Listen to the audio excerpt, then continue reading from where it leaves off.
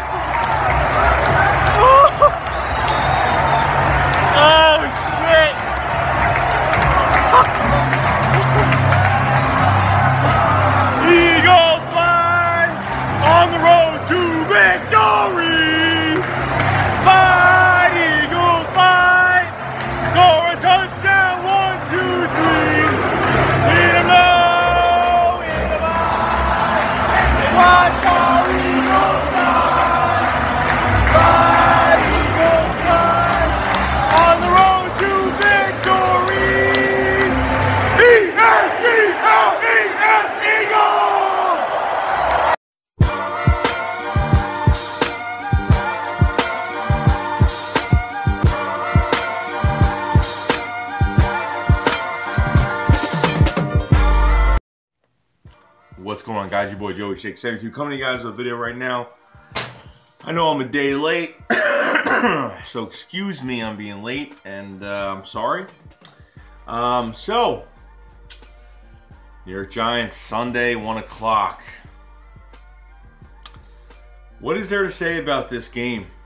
What is there to say about this game is that when I can speak for my birds, I can say that we have become more of a target. You know, we have more of a target on our back now because not only the record that we do have and having at least, you know, having the best record in the NFL right now, but without Carson Wentz in the picture, we got more of a target on our back now, and teams are going to find a weakness, which is Nick Foles is a lot of things that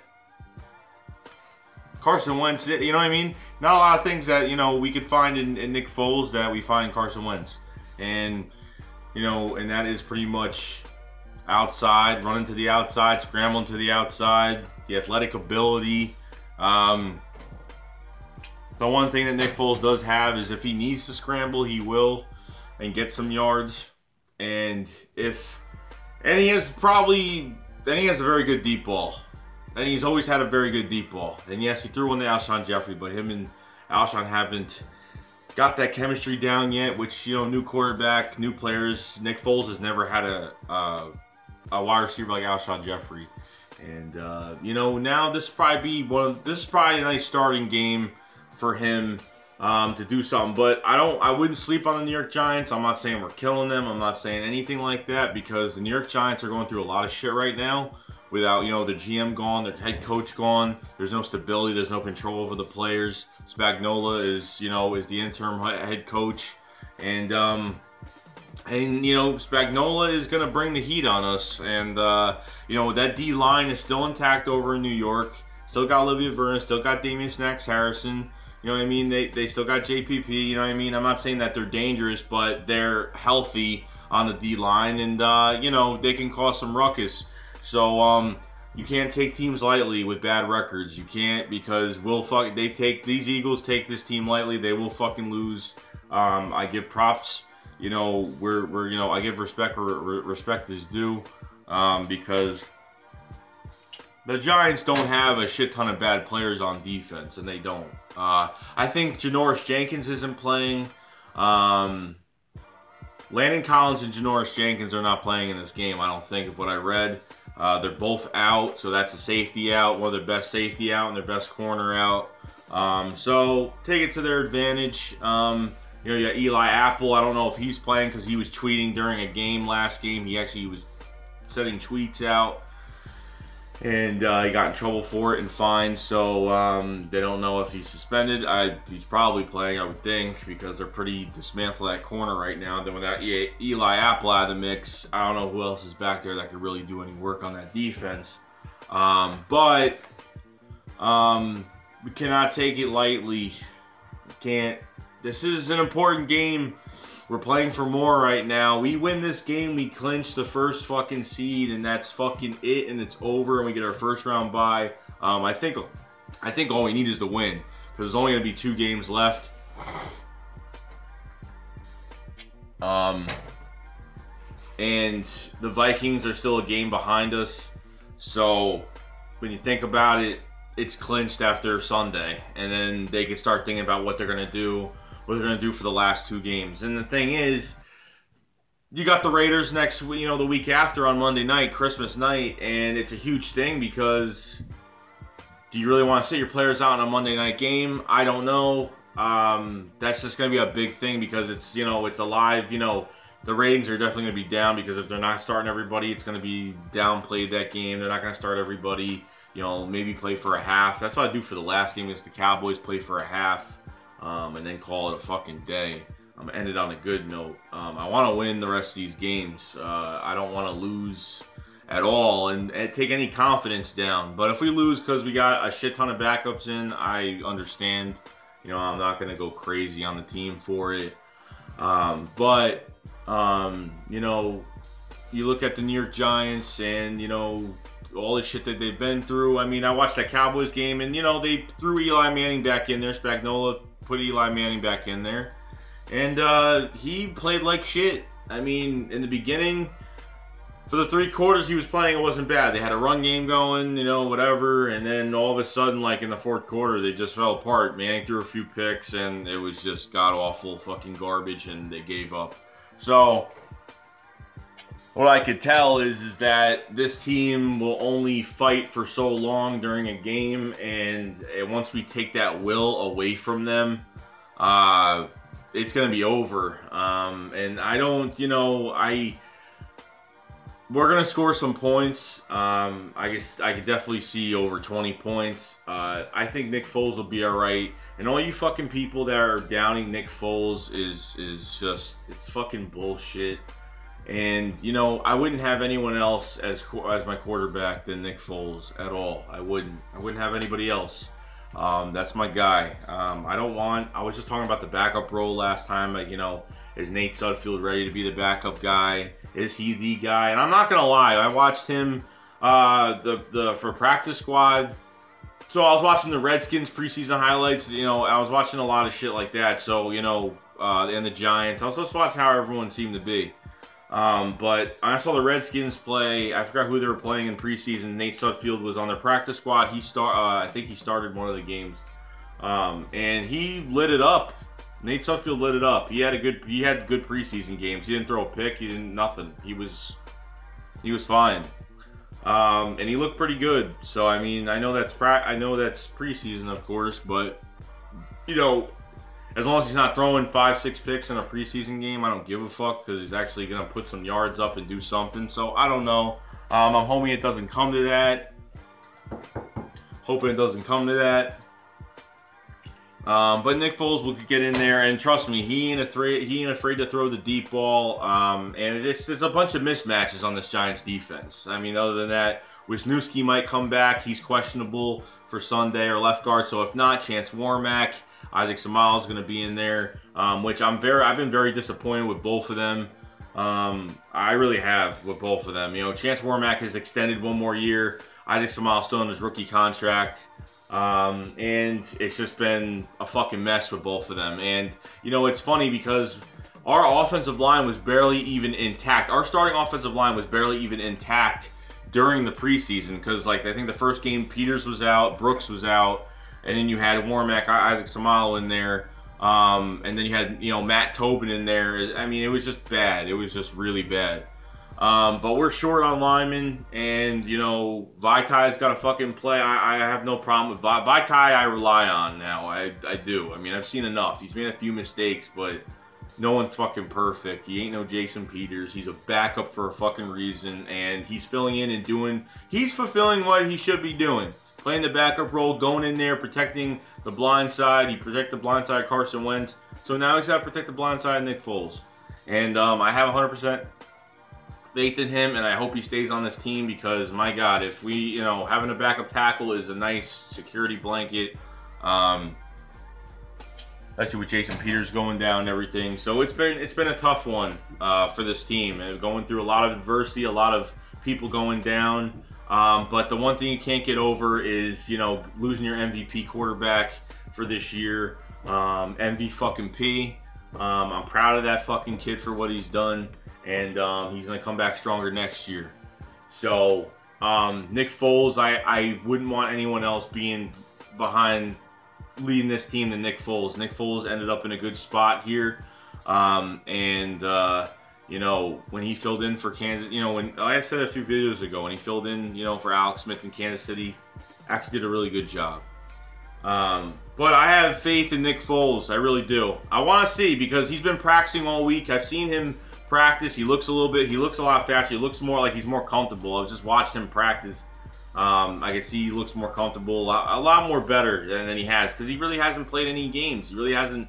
He practices, of course, but with the first team, he's starting to, you know, he's got to get to know all of his receivers, and he's got to get to know everybody and know the chemistry and get the chemistry down between all of them. Because honestly, no wide receivers had over 1,000 yards this year. But to be honest with you, it's fucking crazy. Top of the NFC and best record in the NFL so far, and none of our receivers even have over 1,000 yards. It's absolutely amazing.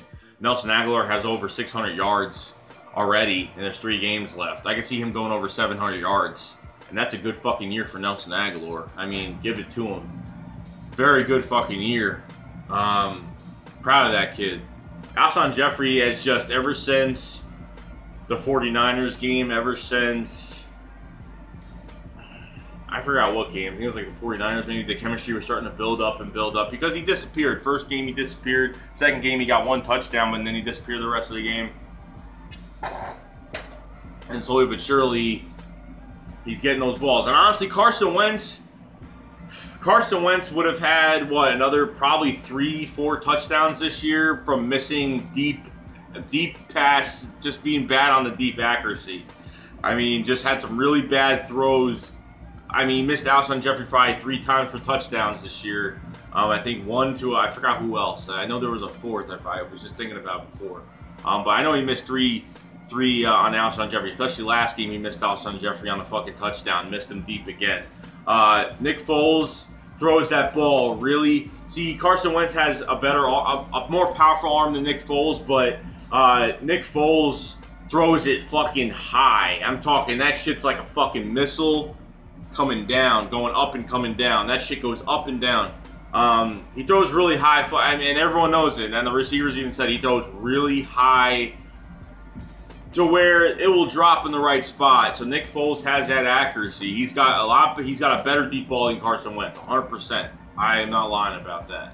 But the athleticism is really not there. Of course not. Nick Foles was never like that. He was crafty. Nick Foles was a crafty guy. He could pretty much do a little bit of everything. He's athletic, but he's not Carson Wentz, and that's the reality that we have to face going forward. But I can see this. I mean, everyone's doubting him. The media really hasn't been that bad against him, honestly, because there's no other better situation. Because, you know, hearing all the bullshit about, you know, the RG3 and then, you know, Colin Kaepernick and even Tony Romo. I mean, give me a fucking break. I mean, come on now. Like, just get with the fucking program. You honestly think, let me tell you something.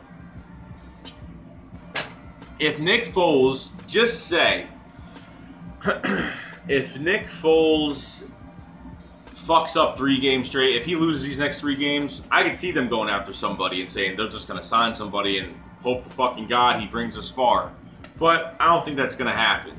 Because, you know, if if Nick Foles fucks up horribly, like if he fucks up like all these games, like bad, then yeah, I can see him going out and getting somebody immediately. But I don't see that. I saw glimpses of Nick Foles in this Rams game throw a nice pass to Alshon, a good third down to you know, a nice first down to Trey Burton, another first down to Alshon Jeffrey.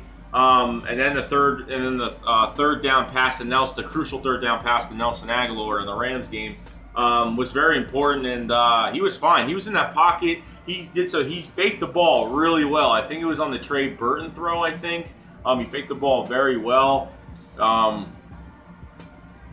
It was nice. It was, and he's got it. Nick Foles got it. And the thing is, no one is going to look at Nick Foles. Any defense is going to look at Nick Foles and say, you know, this is going to be an easy fucking day, because you don't know what's going to happen with Nick Foles back there, because he could fake it really fucking well. He's got the accuracy. So the accuracy is all that matters to me right now. And if he needs to run for a few yards, some athletic ability, I just want to see Sunday how he looks when the play breaks down. After he hikes the ball and the pocket starts coming at him, and the pocket starts closing or it's separating, I want to see what he could do within that moment. That's the crucial thing that I want to see, how he is, the pocket presence, how he is so far with pocket presence now, and how he reacts to certain things happening. Is he going to run? Is he going to toss the ball? Is he going to find somebody? I don't know. Because I know this year Carson Wentz has missed targets this year that were wide open and turned into no gains or turned into short gains, which would have been first downs. Seen it a lot of times this year. And he's been pissed off about that. So, you know, it is what it is right now. But I wouldn't, you know, we were thinking about going to this game like a week ago, 2 weeks ago. I said, you know what, I'm not going to bother. I'd rather just be home. It's going to be too cold. I mean, I don't care. I mean, we get a first round bye. I'm getting tickets for that game. I'm already gonna have tickets for that playoff game, no matter what. That's probably the one thing. That's the last game I'm going to this year. Is definitely gonna make it to my first ever playoff game. Now I know I haven't been talking about the New York Giants right now, so it is what it is. This team has not looked back since that 61-yard field goal week fucking 3. And they just been fucking moving, and moving. With only one loss to Seattle, which we just looked horrible. Jay Ajayi's got to get more carries. Jay Ajayi and Corey Clement got to be the focus, the main focal point, 2 backs. And LeGarrette Blount's guys just has to be used for the red zone and the tough yards, or whatever. I mean, you can use any running back you can use any of these running backs for the red zone. I mean, really. But you never know what you're going to get. So it's a good thing. It wouldn't be a bad idea throwing 2 fucking running backs out there, with, you know, having a tailback and having one as a fullback. Yeah, I mean, they go out for a pass. I mean, whatever it is, it is. But I have a lot of faith. I'm not guaranteeing anything this Sunday, but I do see us winning this game. I don't see why not. They play 100%. They should be fine. I think everyone's just a little fucking worried because, you know, Carson Wentz ain't playing, of course, but, you know, at the same time, you know, we got to keep our fucking heads up, keep fucking moving forward. We won the fucking division. I mean, I keep forgetting, like, this Carson Wentz injury has clouded everything, and we're not seeing the bright picture ahead of us, and, you know, we have the East. We are NFC East champs this year. We made it. The 2017 NFC East champs. We did it. And I said before the season started, I said we're going to be 9-7, 10-6, and we're going to, as long as we win. I said as long as we win the division and at least try to get into a wild card, I'll be happy. But totally fucking changed. For the best record in the NFL, we can get a first. We're going to be the first, hopefully the first seed team that hopefully get a first round bye. I'm hoping for it. And we won the fucking East. We could have won the East before Thanksgiving. Or about Thanksgiving, about that time. So we exceeded our expectation. My expectations were medium, but with all these new pieces, I thought there'd be a learning process, but this fucking team has gelled and just like clay, it just stuck together so well. You know, it's a great thing. It really is. And I'm not talking about the New York Giants too much right now because they're a shit team right now. They're just a shit team. You know, anybody that, you know, like I said before, anybody that roots for people being injured is what the fuck ever. You know, it's all done with. I mean, if Giants fans come out now, it's pointless. And all they could say is that our quarterback's hurt, and it is what it is. Because I don't care if our quarterback's hurt. That is what it is, but you're not even going to have a fucking quarterback next year. The Redskins aren't going to have a quarterback next year, and the Cowboys think they have the best fucking quarterback. So, I don't know. Everyone else is fucking delusional, but, you know, I'm fucking wrong because Carson Wentz is just trash. Because if Carson Wentz was a fucking bum to the rest of the NFC East fans, then it really shows how scared they are of Carson Wentz, how much a difference he is. When they literally make fun of Carson Wentz, when they literally say, you know, he's hurt and this and that, it is what it is, but I don't know what's going on. But that's really it, guys. That's all I really gotta say. I want to make this short, sweet, simple. Didn't want to make this too long, but, you know, I just want to get my mind off a few things. But I guarantee a win Sunday. I hope they play 100% and do their thing. This defense guy fucking against the run. I was very disappointed what they played against the run. Yes, I know they played Todd Gurley, but still, they shouldn't be every carry that he's got was like ridiculous positive yards. You know, fucking 15+ yard carries every damn time. So that's what I gotta say about that, guys. That's it.